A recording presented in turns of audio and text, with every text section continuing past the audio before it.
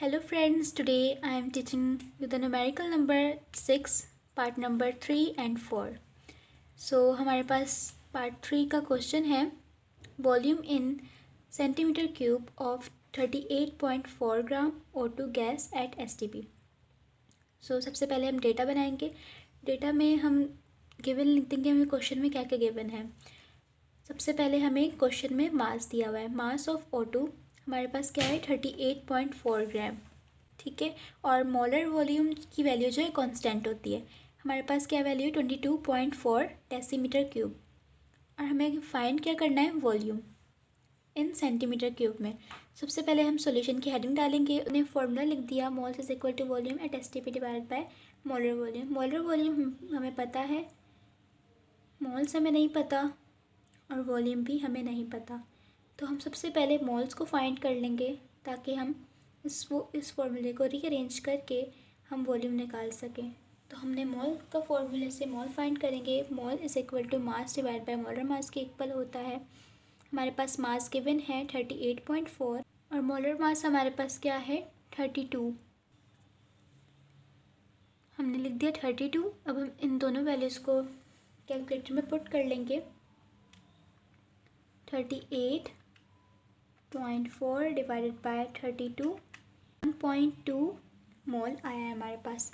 1.2 मोल हमने लिख दिया. हमारे पास मोल भी फाइंड हो गया, मोलर वॉल्यूम भी है. अब हम ईज़िली रीअरेंज करके वॉल्यूम फाइंड कर सकते हैं. हमने वॉल्यूम को एक साइड पे कर दिया. ठीक है, मोल्स वहीं पे रहे. जब ये डिवाइड में मोलर वॉल्यूम तो वहाँ पे जाके मल्टीप्लाई में हो जाएंगे. Moles multiply molar volume. हमने अब मोल्स लिखा 1.2, मोलर वॉल्यूम हमारे पास 22.4 था. हम इसको मल्टीप्लाई करेंगे. हमने मल्टीप्लाई किया 12 मल्टीप्लाई बाय 22.4. हमारे पास आंसर आया है 26.88 डेसीमीटर क्यूब.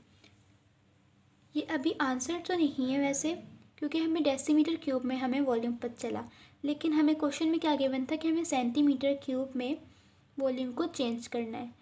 तो so we know that 1 decimetre cube 1000 centimetre cube के इक्वल होता है. तो जब भी हम किसी भी बड़ी वैल्यू से छोटी वैल्यू में चेंज करते हैं तो हम मल्टीप्लाई करते हैं हमेशा. और जब हम छोटी वैल्यू से बड़ी वैल्यू में चेंज करेंगे तो डिवाइड करेंगे.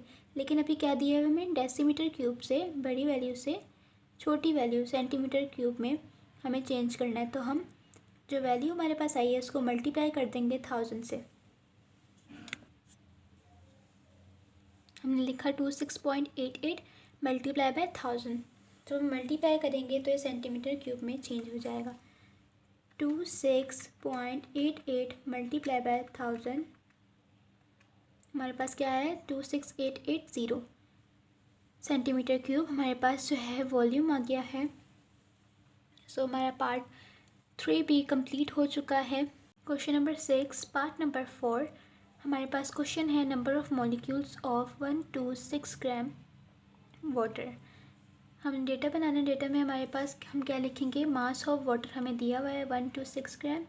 मोलर मास हमने फाइंड करना है. Molar mass of H2O. Molar mass हम कैसे फाइंड करेंगे हाइड्रोजन का 1 atomic mass multiply bye 2 plus 16 atomic mass है मल्टीप्लाई बाय 1.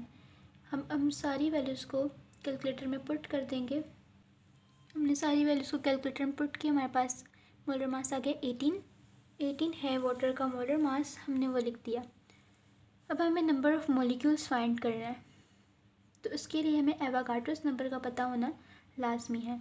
तो हम एवोगाड्रोस नंबर लिख देंगे 6.02 एक्सपोनेंट की पावर 23. हमारे पास एवोगाड्रोस नंबर है. अब हम क्या करेंगे सॉल्यूशन की हेडिंग डालेंगे, फॉर्मूला लिखेंगे number of molecules is equal to mass divide by molar mass multiply by Avogadro number. ये हमारे पास फॉर्मूला है. अब हम सिंपल नीचे वैल्यूज़ पुट कर देंगे और हमारे पास आंसर आ जाएगा. मास क्या दिया हुआ है 126 और डिवाइड बाय मोलर मास क्या है 18 मल्टीप्लाई बाय एवोगाड्रोस नंबर क्या है 6.02 एक्सपोनेंट की पावर 23. हमने लिख दिया. अब हम सारी वैल्यूज़ को पुट करेंगे कैलकुलेटर में. हमने सारी वैल्यूज़ को कैलकुलेटर में पुट किया, इक्वल टू क्लिक किया. हमारे पास आंसर आ गया 4.214 एक्सपोनेंट की पावर 24 मॉलिक्यूल्स. हमारे पास जो है ये आंसर है. पास नंबर ऑफ़ मॉलिक्यूल्स भी हमने फाइंड कर लिया है। So that's it for today.